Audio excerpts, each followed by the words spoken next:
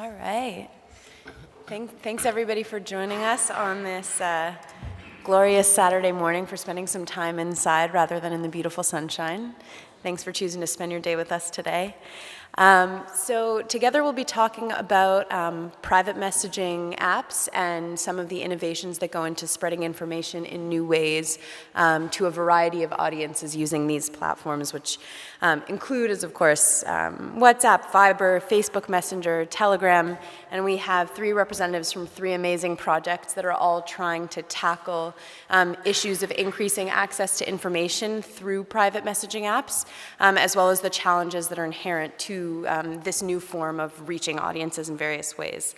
And they're, of course, working in a variety of contexts with a variety of audiences, with differing literacy levels, with differing levels of access to information, with different experiences on these private messaging apps. So it will be great to hear a little bit more about the panelists. We'll get a couple of demos of the awesome tools that they build, and then we'll dive into some Q&A. And in the final 15 minutes, we'll request some questions from the audience. So without further ado, if you don't mind introducing yourselves and the projects that you work on. Sure. My name is Alba Mora. I work at AJ Español. We are based in Mexico. We are a team of about 20 people, and we basically make videos for social media. My name's Tom Trewinnard. I'm the Director of Programs at Meedan. We work on collaborations around misinformation and elections. I'm going to talk a little bit about some of our work in India right now. My name is Redouane Ramdani. I'm the CEO and co-founder of Snipfeed. So we're based in Los Angeles, and we are a company basically reinventing the distribution of content and news for the Gen Z population. Wonderful. Thank you all. So before we quickly dive into some demos, I am Nat Gyenes. You're wondering why I'm here. I don't have as much experience working in private messaging apps as everybody on the panel, but I'm very interested in how we have these new formats for creative content dissemination and new formats for storytelling, and we're excited to share this conversation. So if we can begin at the beginning. Sure. With Verificar. I have my slide up. I don't know if we can see it.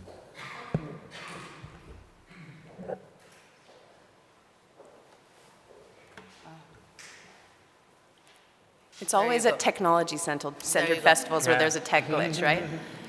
It's very funny because I'm normally at panels about, being at the forefront of innovation, and in this particular panel, I represent the past.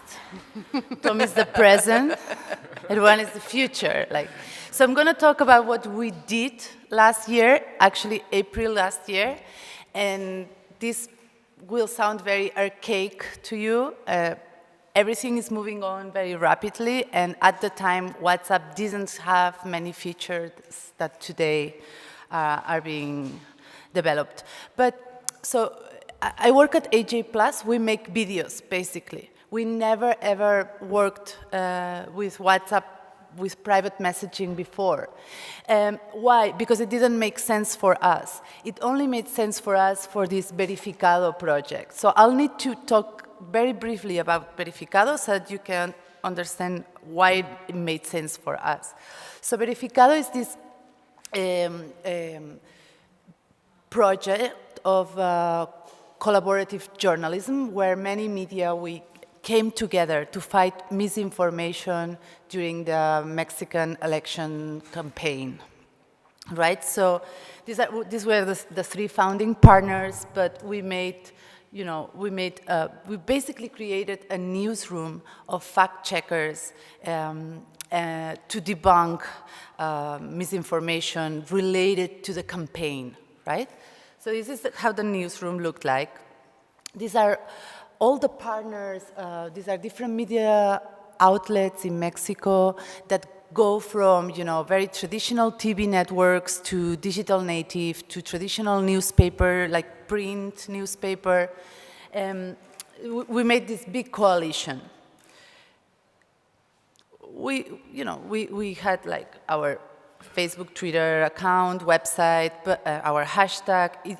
This initiative ran for only 4 months, which was the campaign period. So anyway, so I'll get to the WhatsApp. This is some numbers about the initiative. We had one premise in mind, which was people don't really go to a website to read an article about something they received on their WhatsApp. You know, like this forwarded image of something or like an audio clip. So we knew that it wasn't just about, you know, debunking certain like fake news on an article on a website that no one is gonna go, and not no one, but very few people are gonna actually go and read a 5-minute article about something that they received on WhatsApp, right? So these were our 3 areas of focus. We had a multimedia desk.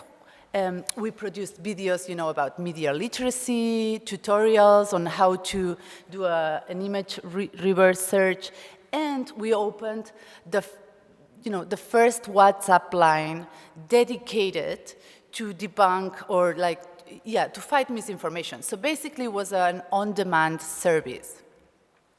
Our mantra was really this. We need to fight rumors and conspiracy theories with engaging and powerful narratives that leverage the same techniques that are used to spread misinformation. So how do you go about that? These are some of the challenges that we faced when we started the initiative. But really, regarding the WhatsApp channel, for us was really like, how do we truly achieve a journalism of service? This is what we had in mind when we launched. How am I of service? So if you received, maybe like a text or maybe like an audio file and you were suspicious about it, you could forward it to us, to our WhatsApp account, and we would check it for you. So that was really like having this service in mind. This is the WhatsApp team of AJ Plus and Verificado. So we had basically 3, the ones that are sitting were like the core team. So it was a team of 3. And they had the support of like the social media and also the editor. In Mexico and probably many other countries, WhatsApp is this black box where fake news thrive. And we realized this very early. Like we could tell stories or fakes that arrived to our WhatsApp account were showing a week later, going viral in Twitter and Facebook. So really, the WhatsApp channel was at the front. So the thing is, we really broke the app.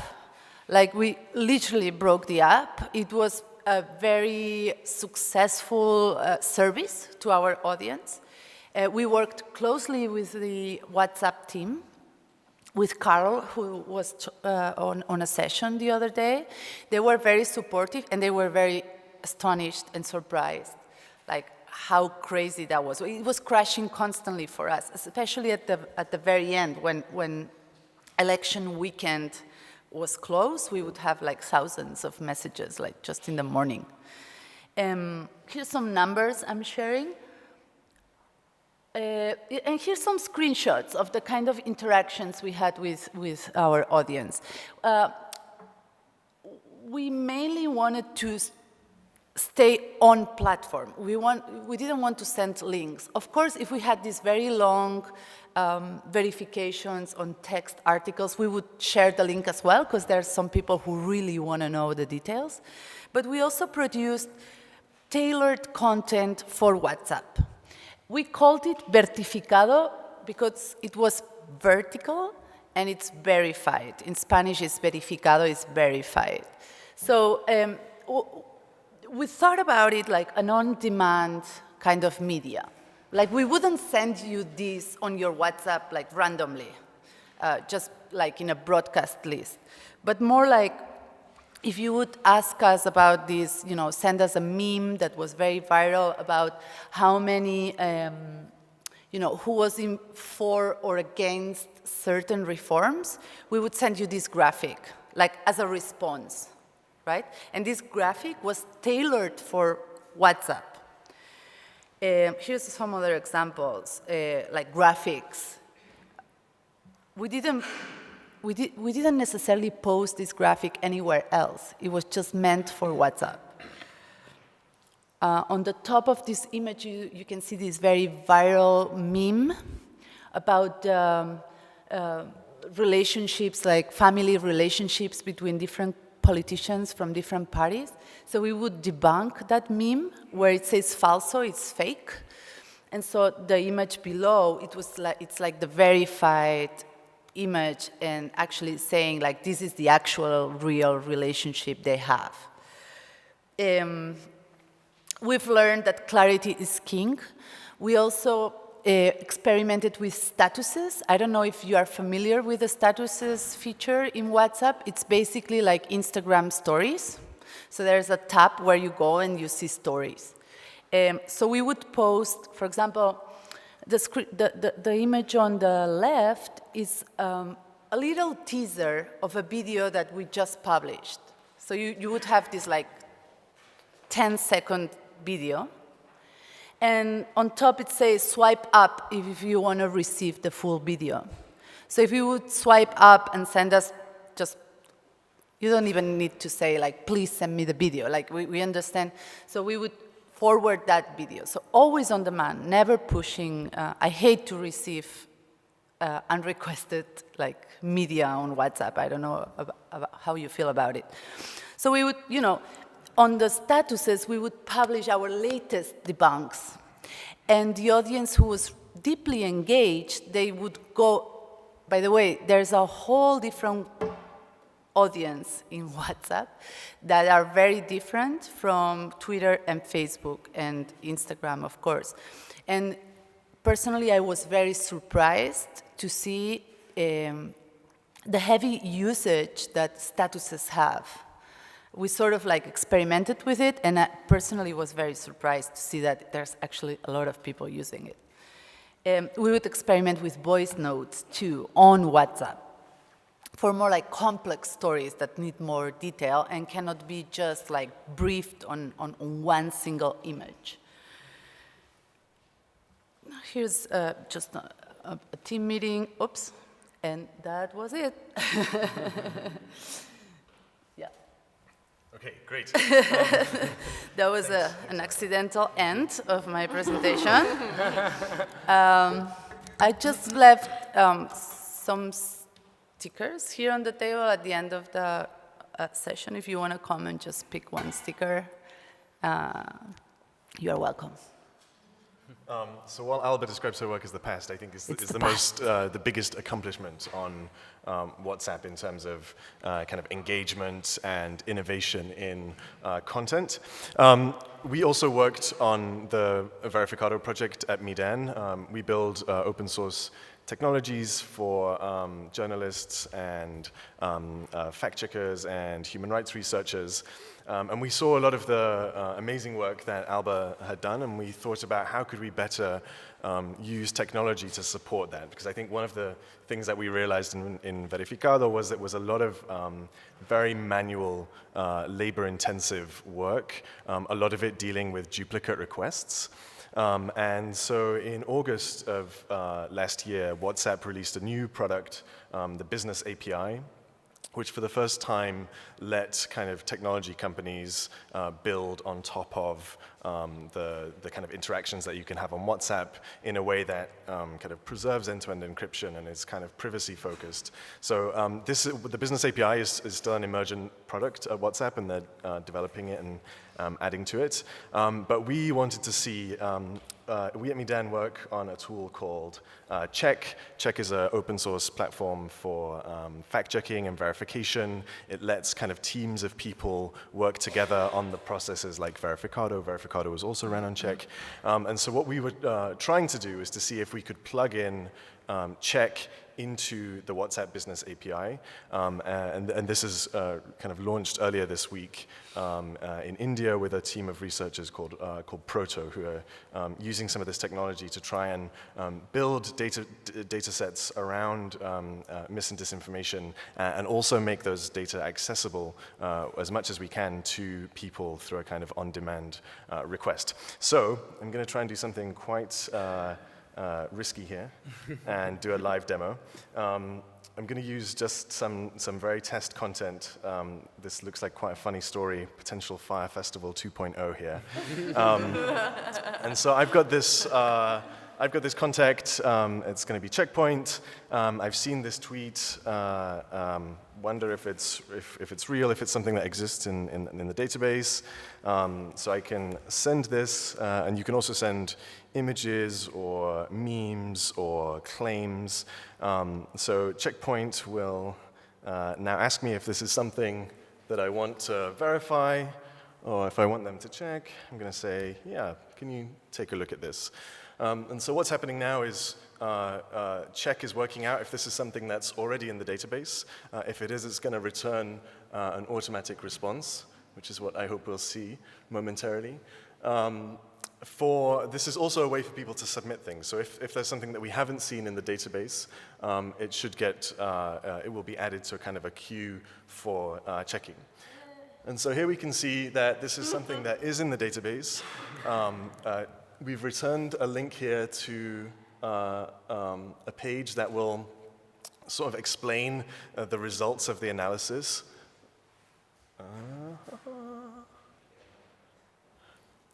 So here we have some of the tasks. Again, this is kind of sample content.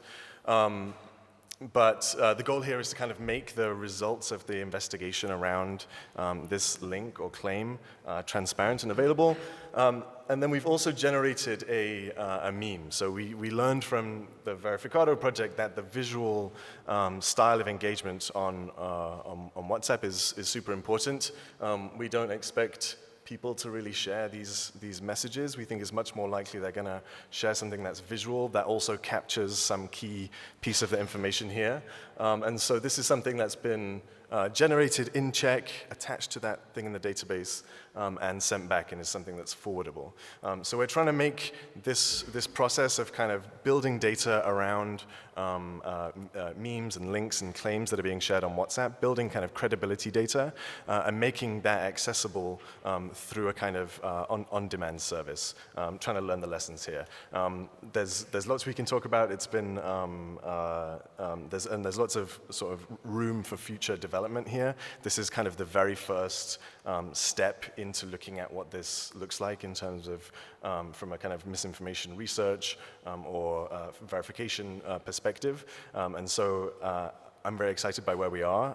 I think what I'd like to introduce now is Redouane, who I think can talk a little bit about where some of this stuff is kind of going. So I'm going to try and get up your screen here. You're so lucky. This is like 3 live demos. What he just showed, it took us like at least 4 times the time that it took to the, of course, like algorithm or something. Yeah.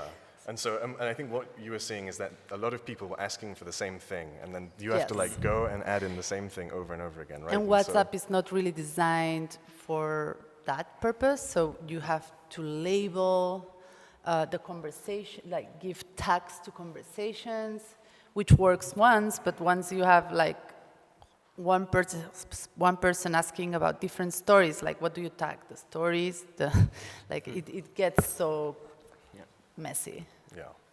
And something I guess also to mention is that WhatsApp is not really the easiest platform to work with.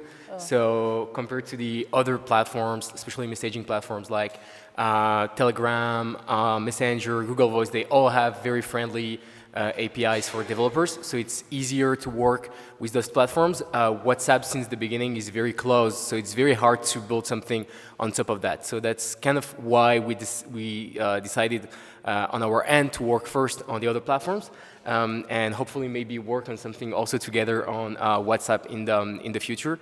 But something very interesting in messaging in general is just that you may have heard of Mark Zuckerberg talking about Facebook going toward private messaging as a big orientation for the company, which may seem a bit surprising for the kind of like the world, but that's very interesting, especially when you look at what's going on already in Asia on platforms like WeChat. And so what's interesting in this movement toward messaging also is that there is no more news feed, kind of. So it's getting harder and harder to distribute the content inside those groups, especially when they are encrypted and when it's getting very hard to understand what's going on. So the kind of approach we had was really to go inside those messaging platforms and distribute the content there. And so we are targeting a population which is the biggest population almost in the US right now, the Gen Z, so people under 25 years old, and kind of have us as a friend on their messaging apps distributing everyday content to them. So typically they spend on average 52% of their time on mobile on messaging apps. So that represents 2.5 hours per day on messaging apps. And so we thought that we may have interesting way to distribute content there. So I'm going to show you a quick demo, for instance, of the product we have on Facebook Messenger. So typically the way it works is that the algorithm is going to go through thousands of headlines, trying to understand based on what are your interests, what can be interesting basically for you in the morning, or really depend, it's really adapted to you. So typically here, for instance, if I'm going through to have things about Google Assistant, sport, so we also mix a lot of things that are very serious topics with kind of like more entertaining topic. And that's very important for us because that really increases the retention and really make it possible for people to go into topics they wouldn't otherwise. So for instance, I'm gonna go here for the one with John Legend. So typically we're gonna give you immediately in the app a quick summary of the article. The AI is also gonna match that with the best video and check that it's relevant for you. So here, typically that's the one with John Legend. Then we also have what we call related facts. So the related facts are basically more factual content. The problem you have usually on the internet in general is that even kind of factual content disappears after 10 hours. That's kind of like how feeds work. And so we're gonna go in the past and trying to find articles or things from even other publishers that might be interesting for you. So here it goes like about Google initiatives, things like Walmart partnering. So if I go there, I will have another one. Kind of like in the same thing. And so in the US right now, we have over 700,000 users. And we launched typically a product also, for instance, a week ago in Algeria. So as you may know, Algeria is now going through a revolution, kind of. And so typically I will show you the way it works there.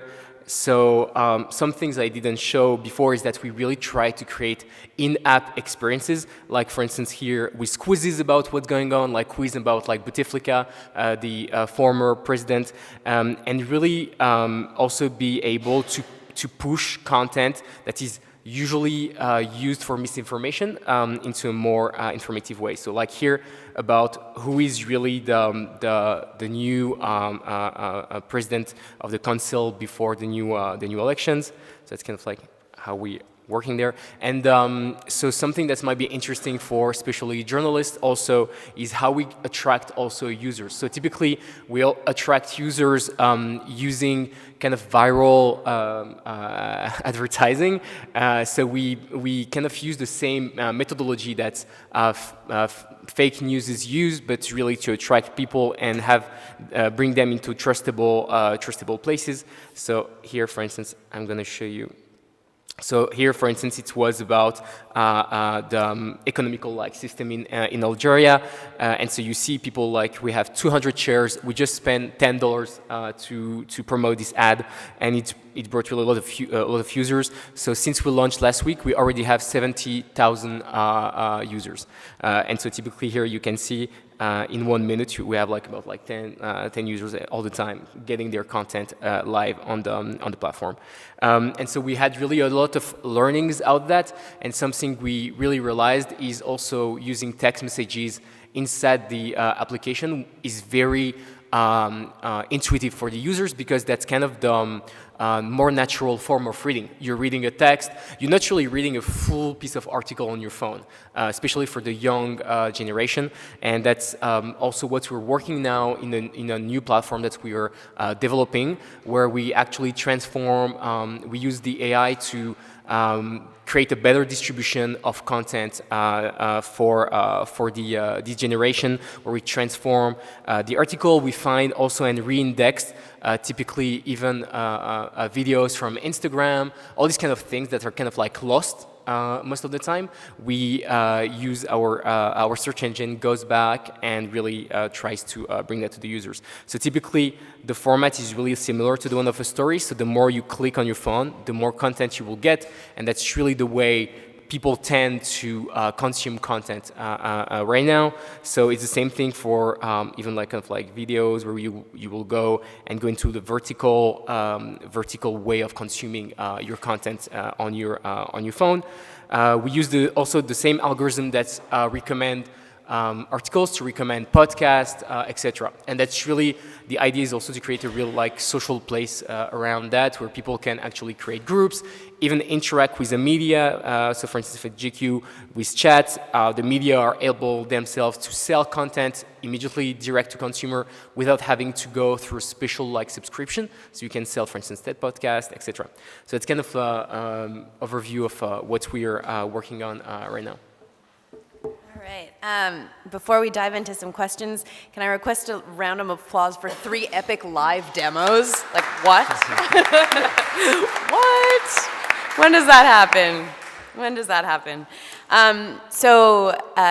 To dive right into how we can use insights from these different projects to apply to journalists or newsrooms who are interested in starting to experiment with private messaging apps for interactions. Let's begin with your initial research. How did you determine the best way of reaching your audiences and engaging your audiences in designing these individual projects? If you don't mind starting, Alba. Okay, I'll start. Well, as I said before, for us, it made sense for this very specific project. And it made sense because we noticed that misinformation traveled very fast in WhatsApp, specifically. It has to do with Mexico a lot, how WhatsApp is heavily used.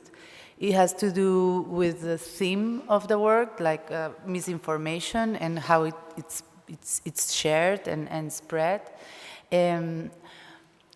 So for me, it's very important to understand that it doesn't make sense for every newsroom to really jump into these things, because before that, I always wanted to play with WhatsApp, experiment with WhatsApp, but it didn't make sense for AJ Plus before. Mm-hmm. It made sense for this specific project because it was journalism of service. Mm-hmm. So it was very clear, what's the goal, what's the interaction. I think that for me, and it's also nice that the project had a duration, a set duration, because maintaining a team who's dedicated not only to, responding to that line, but also producing content for that line.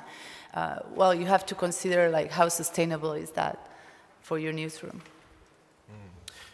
So I think on our side, we'd kind of seen this pioneering work of what's possible, and also I think that validated that there is a kind of audience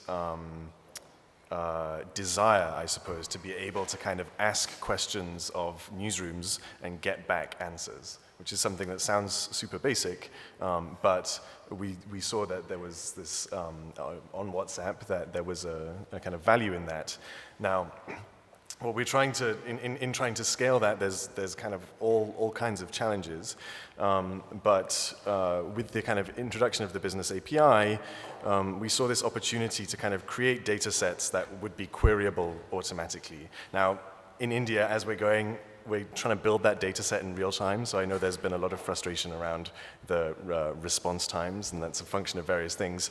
But we really need to build these data sets, and I think that there's a lot of kind of outside of the context of misinformation and elections. I wonder how much value there is for newsrooms in being able to offer kind of this kind of data as a service that's accessible through WhatsApp, whether that's, it could be kind of to do with local news or the kind of data byproducts of your journalistic work has real value to your audience. And so what we're trying to do is find a way to make that accessible to this new user group that is growing, right? The kind of audience on WhatsApp is one of the growth sectors, I'd say, or private messaging apps generally, and I think we're talking about WhatsApp, but this stuff could be writ large across different services. And so, yeah, we think there's a kind of opportunity there to offer a kind of a new form of journalism as a service, and then we think there's going to be upside for newsrooms in that too. I just wanted to add, you were asking about the data or the research. When we first looked at it, we realized there's 34 million Mexicans using WhatsApp, only on Mexican, plus all the Mexicans who are in the US who use WhatsApp to communicate with their families. So the numbers were there. Like we were looking at an audience of plus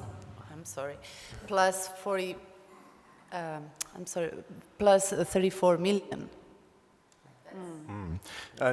And just on research, we're very lucky to have one of the leading researchers of kind of how visual information moves around WhatsApp here. Uva has done some really amazing work with Chicas Poderosas in Latin America on this stuff, and really helped us understand the value of why this stuff needed to be visual and why we can't just be.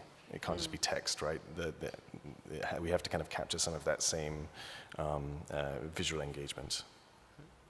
And so I guess what's kind of like different for us is that we went really for more of a push logic, where you actually get the content and not really ask for it. Because for the generation we kind of targeting, they're much more in a consumption where the content comes to them. Like on Netflix or Spotify, it's always this logic of the content coming to me. And we decided to go on Messenger because we were targeting those young people in the US, so they don't use Facebook. They mostly use actually Instagram for DMs, and that's one of the biggest messaging platform. And so I think this is also going to be interesting to see what's going to happen there as people use more and more even platforms like Instagram to use pictures and share those pictures between one another. And I think to come back to your point, and your point is that it's very visual. It's mostly memes. That's our kind of memes, and that's our kind of shared, and they're extremely viral. And I think there is an interesting work to do there also. Speaking of important team member roles, Alba, you mentioned the team that you had in working on this project, and I'd love to dive a little bit more deeply into that, and for newsrooms who are interested in engaging in such projects and learning from such projects, whoever's able to just mention some of the roles that you found to be particularly important in shaping these projects, that it might be useful for newsrooms to consider, maybe roles outside of traditional journalism roles that would be useful to engage in these types of projects. Yeah, I think it kind of is going to vary depending on the project, but certainly on the kind of like visual creation end, I think that's one emergent role of AJ Plus is like some of the best out there at that, and I think there's a lot of value in kind of pursuing that same production value, even of stuff that you're sending to WhatsApp. So kind of taking the same care with kind of user experience across all roles. I think on India we're working with kind of researchers who are passing a lot of information. We're trying to, it's not kind of journalistic work necessarily, but there is kind of data and information value to an audience. I think kind of linking that up with media would be a very kind of powerful thing. I'm curious, newsroom roles. Well, we Why was your team successful? Like, what was it about? I forget his name, but your team was really good at what they were doing. Why? What was that? Yeah, I think, well, first, there was a great demand, like really, like, you know, we could tell there was a hunger for that kind of service. I know other initiatives or even newsrooms who have started their WhatsApp line, and it's not as active as it would be like in like elections, right? Or like if you have one of these urgent needs, like I don't know, it could be like a natural disaster or something that you know it's an emergency and there's an immediacy to it. Like WhatsApp, it's also, I think part of it was being. So for us, the priority is, okay, like the WhatsApp team, you expect an answer right away. Like immediacy is there. So even if we were not able to produce the media, because we were tailoring the images, the graphics for WhatsApp, even if we cannot respond right away, you know, with a cool video about it, we are going to respond with a list, text list with emojis, like points, and just like walk you through, like, we are looking at it, we know this, we know that, hold on, right? So like keeping the conversation, because if I send a WhatsApp to you, I expect you to respond to me like in the next hour, maybe. So that's why I think this, your projects, I mean, these are amazing, because it's like you are in that flow already. And that's key, I find. Yeah, and something that's also, I guess, key is to have maybe a young team working on that, because you need to have people who understand how people are texting. So they're using emojis a lot. The language is really maybe not as formal as it will be in an article. And the other thing will be, I guess, to have also really a good AI or machine learning team. Truly understand who are the users, how actually are they using the products, and also, especially for you, when you send something, how you train those models to be as, because immediacy is also related to that. And the problem also, I guess, with a lot of messaging products that are developed by some of the newsrooms is that the goal and the unique goal is to bring the users back to the website.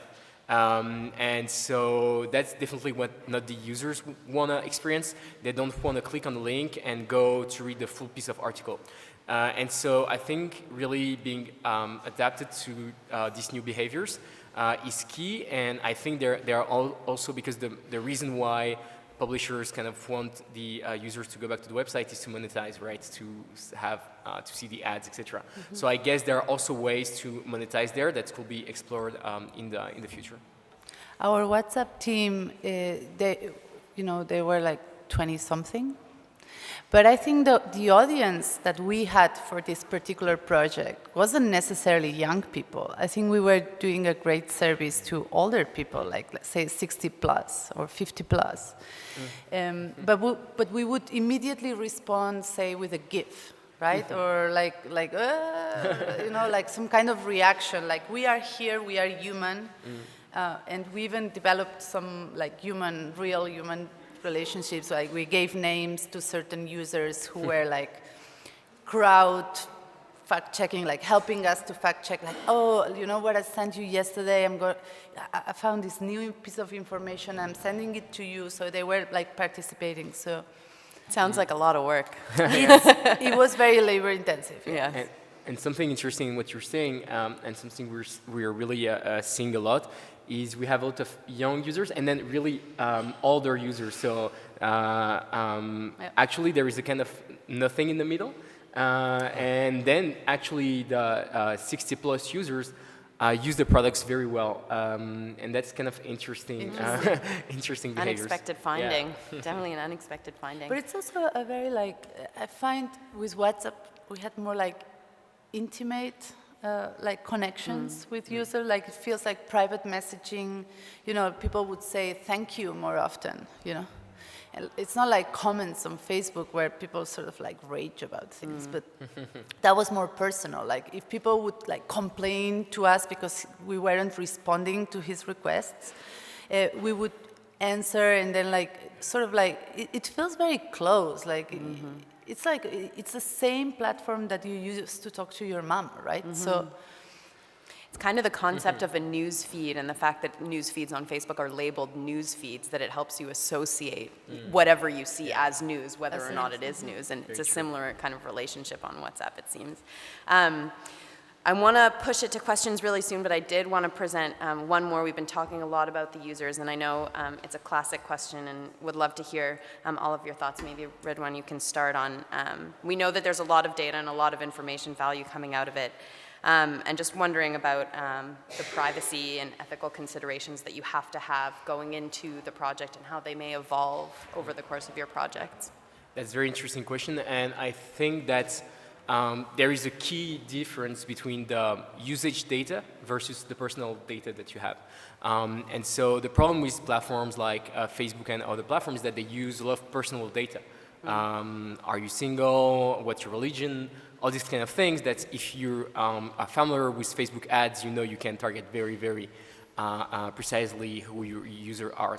But actually the users, we found out when it's so the data we collect are always anonymized for the users, and the thing is we only really use the behavior on the platform.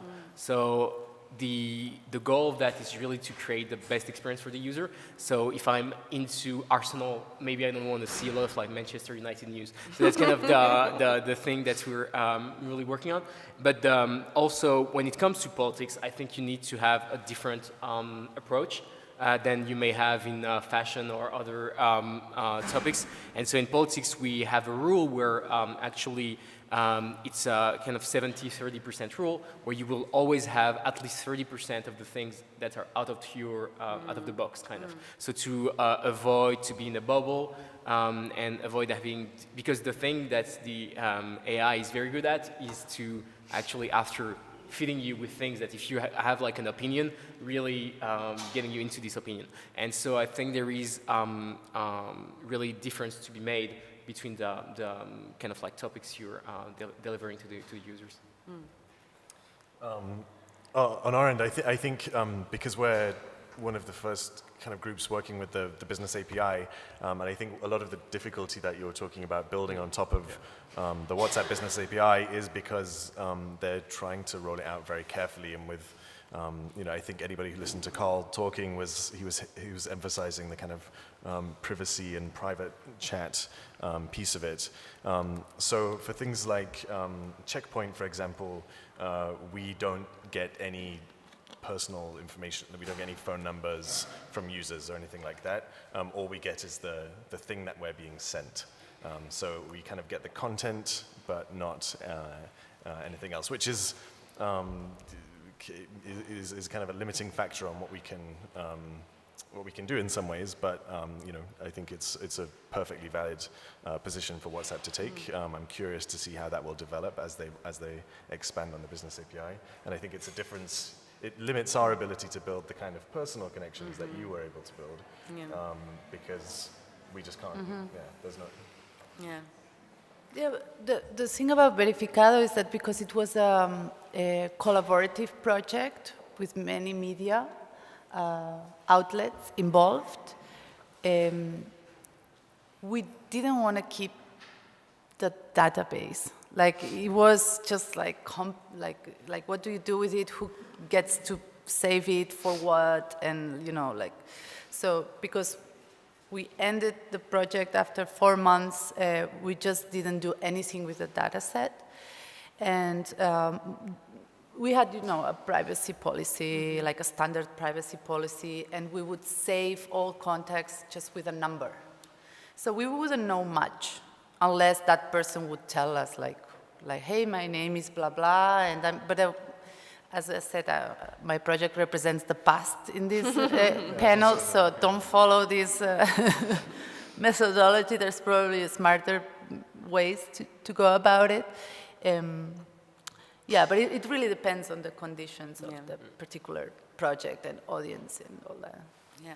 Speaking of audience, let's shift it over to the audience, and if anybody has any questions, we'll start in the front over here.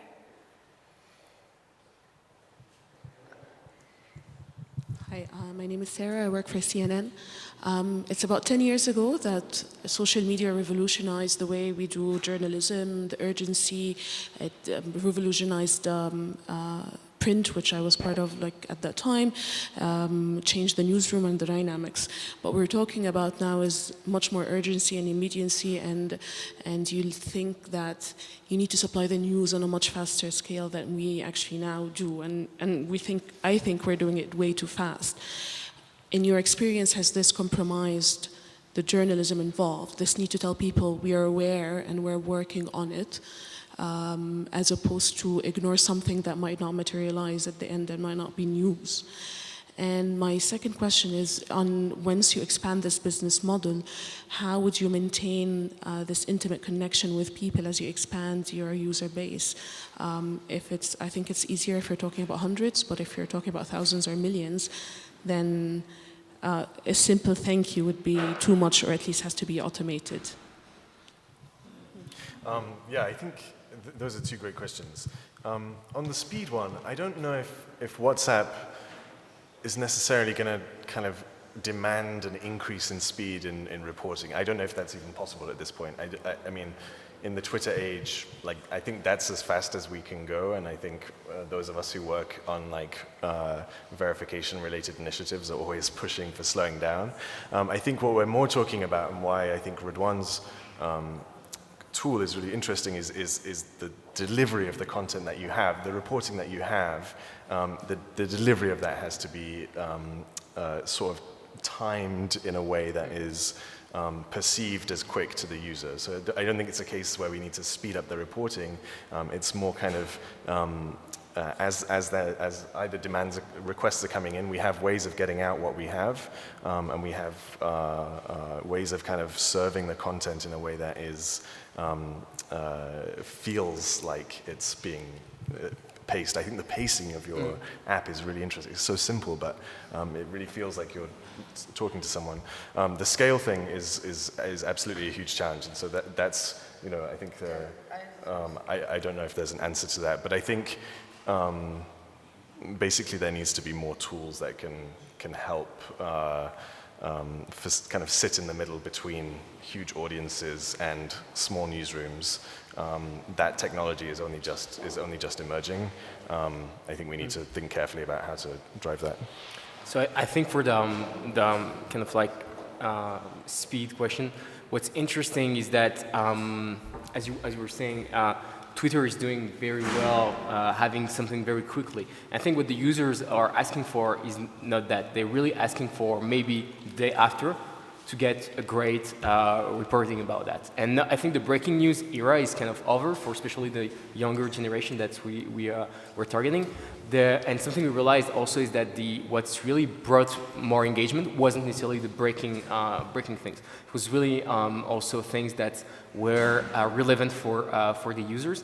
And I think in terms of audience and scale, maybe this something I guess you're seeing also yourself is that the kind of scale era is a bit over, and people are really much more about smaller audiences where they can engage with a real loyal audience. And I think in terms of business model, that's maybe more interesting, where you can actually monetize an audience that is really into your content. And yeah.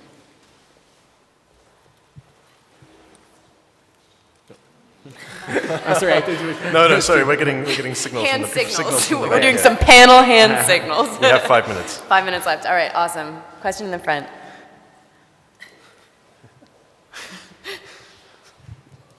Yes, thank you. I'm Panu Karhunen, journalist from Finland, and it was impressive. I have a question about TikTok, this new short-form video platform. Which one? TikTok. TikTok. Yeah. So is there anything that publishers can do on that platform, or do you have any experiences? Yeah. So as you may know, TikTok is owned by ByteDance, and so ByteDance is an AI company, right? So their core product is not TikTok. TikTok is the foreign product they have. The core product they have is Toutiao in China. And so Toutiao, the way they're using that is basically they managed to create also very interesting business models in China for the media themselves. So they are using basically the AI to distribute extremely personalized content with no social graph. So right now, the paradigm we have in Western countries is really about social media, where you basically get content based on, well, you're my friend on Facebook, you like something, and so that's how it's going to come. And here the idea is really how they can synthesize all this kind of short format content into Toutiao. And so typically the core video format they have in TikTok was invented inside Toutiao, and it was called, I think, Douyin. And so what they're doing there is basically they're using all this short-form content from social media and aggregating that. And I think that's something that's very much untapped right now, and something we're actually working on, which is typically how we re-index a lot of content that might be on Instagram. Typically when you're publishing something on IGTV, it's just gonna, so people first, they're checking for pictures, so they will just check 3 seconds maybe of the content, and they go down, and then it's kind of like disappears in Instagram. And so I think there is a huge potential there if you know the users and you know the content that's made by maybe like a publisher or just with an iPhone. It needs to be a bit rough. What you see on TikTok is that it's a bit rough. I think that's also what users are expecting. So it's kind of like counterintuitive also, because it's not really super high quality, but that's extremely valuable. I think we have time for one more if there's another audience question. Then we can do an extra long round of applause. Thank you all so much for coming.